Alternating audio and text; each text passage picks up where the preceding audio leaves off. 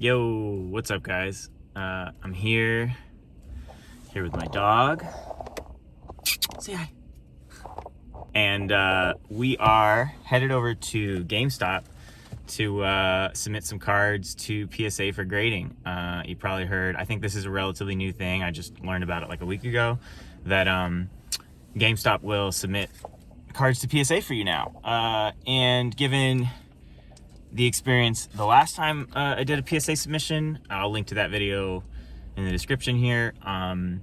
Just a lot of effort involved, effort and cost. So this seems like a pretty inexpensive, low effort way to get a few things graded. I have a few cards I'm meaning to grade. I'm gonna show them to you guys. All right, so here's what we're working with.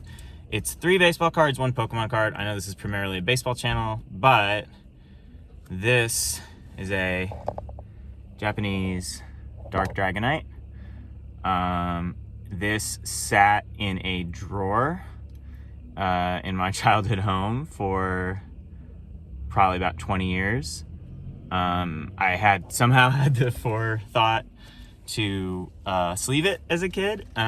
So yeah, that one, I looked up a while ago the graded value, if it comes back, a decent grade. I don't recall what it is. Just seems like something that should be slabbed, regardless of whether I'm trying to sell it or anything like that. Okay. Next up is a 2022 Bowman NPB Munetaka Murakami. You probably heard he's planning to come over to MLB after the 2025 season. I believe I actually pulled this card on camera in a previous video, which again I will link to in the description below. But yeah, that's a 2022 Bowman Chrome NPB. If I do want to sell that, his prices will spike when he posts next year. And speaking of prices spiking when someone posts, as you might imagine, based on the other content on this channel, I've got a couple of Roki Sasaki 2022 Bowman NPB base cards. Now, you might think it's not worth the 20 bucks to get a base card graded. I would have assumed the same, paper base card even. And then I looked these up, and not that these are gonna come back 10s. We learned that lesson before. Things generally don't come back 10s. But PSA 10 of this card sold for $80 the other day, and I think $90 the day before that, or maybe the other way around. So ridiculously high for a paper base card. So that tells me, like, let's just do it. I mean, worst case scenario, if it doesn't come back good, at least it's in a slab, it's protected. I will say, so I'm gonna exempt the Dragonite from this. I think the Dragonite's in really good shape. I mean, especially for a card card from so long ago, been sitting in a drawer for 20 years. Again, it was sleeved, so feels like I'm not gonna make any predictions, but I don't see much wrong with it on either side. So it has a little bend to it. I don't know if that affects grading. Guys, I'm really not an expert on any of this stuff, albeit especially not grading. So we'll see. And then same, all 3 of these cards, I checked each of these in the light in my house for imperfections and issues, and I didn't see any. I mean, again, like I can't stress to you enough, I don't know. I'm certainly not a card grading expert. I didn't deal with any of the pre-sub stuff. Like, the only thing that I did notice on this Murakami, if you look this bottom right-hand corner, I don't know if it'll be visible. I thought there might be, there's either a tiny, tiny little ding there, or a tiny speck of dust in the sleeve itself. I think it's actually in the sleeve itself. So I'm not sweating it. I mean, whatever, dude. Let's roll the dice anyway. And I'm gonna show you guys. So there was one other card I was considering that I ended up not wanting to submit. It is a Roki Sasaki, same set, 2022 Bowman Chrome.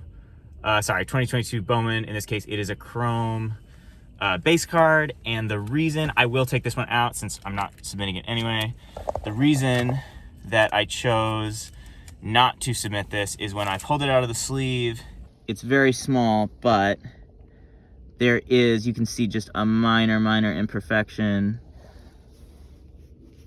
you know, underneath his legs, right in the middle there. It looks like, on camera here, it looks like a little white dot, and that is, in fact, like a surface issue on the card. So I don't think I want to spend $20 getting this graded when I can physically see something wrong with it. Yeah, so knowing that I've had cards that I didn't see anything wrong with come back with a suboptimal grade. Sorry, a fire truck just pulled up in front of me. I should probably get out of the way. Anyway, knowing, holy shit. All right. Yo, okay, sorry about that, you guys. I was pulled over in a valid parking spot. I paid the meter, and dude, like 5 fire trucks just pulled up, surrounded me. I guess I don't see it, but I guess there's a fire or some sort of emergency in like the building I was directly outside of. So I just had to get out of Dodge because, dude, literally I was about to be, not only was I in the way, causing a problem for the fire department, but bro, I was about to be boxed in and straight up stuck there. Now that we dealt with that, me and Sunshine are gonna drive over to GameStop. We'll see. I'm probably not gonna film in the store because, like, I don't want to be the guy with the phone camera in the store, you know what I'm saying? I don't want to be a weirdo about it. No offense if you one of the guys who film in the stores, but, like, I don't know, not me. How long ago did you guys start doing that, the submission thing? I want to say 2 months now, 3 months. Okay, so recent. All right, Yeah. cool. Because I just heard about it. I'm like, I've done it myself before. I'm like, such a pain. Yeah, Much rather. it's like very easy. Yeah, totally. And then it literally takes about a month and a half for it to return back. No, that's great. I feel like, I'm trying to remember how long it took the last one. It was definitely longer than a month and a half. Yeah. Because you guys probably have like a... But from what I know, I think GameStop has like its own division with PSA. So Yeah, that's cool. Oh, she's a good girl. All right, buddy. Appreciate you. Yeah, no problem. Have a great rest of your day. All right, guys. So, all things considered, that was quick and easy.